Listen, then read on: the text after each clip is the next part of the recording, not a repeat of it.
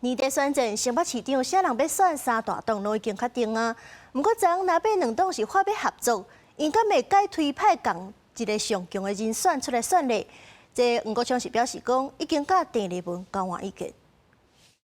我知道，哦，弄得很好呢，哦，不要，谢谢你。民众党新北市长参选人黄国昌带伊的好朋友馆长陈之汉参观竞选总部，也再一遍讲到伊的市政愿景。不过，南北前一天共同政见发表会，也无讲到两党做伙杀县市长人选机制。对政党合作协议的进度，伊讲有甲国民党主席郑丽文交换过意见。台湾民众党，我们有3位代表，那我们也在等中国国民党那一边的3位代表。那快的话，可能明后天就会先见面。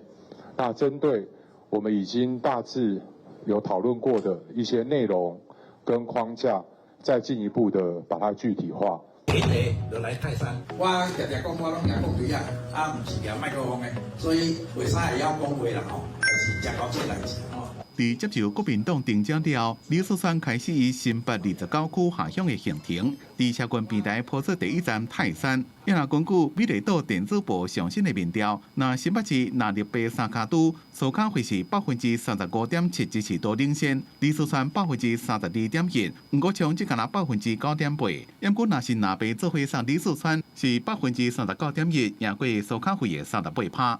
非常感谢所有乡亲的肯定和支持。那经过了这样500天之后，其实我自己都可以感觉，在地方上，大家对我的认同、对我的热情是越来越多、越来越高。那这真的是靠着一步一脚印这样累积下来。在选前走第一的苏家会对南北合无加做评论，只敢来讲，伊会继续努力提出伊的政见，争取更加多新北市民的认同。记者综合报道。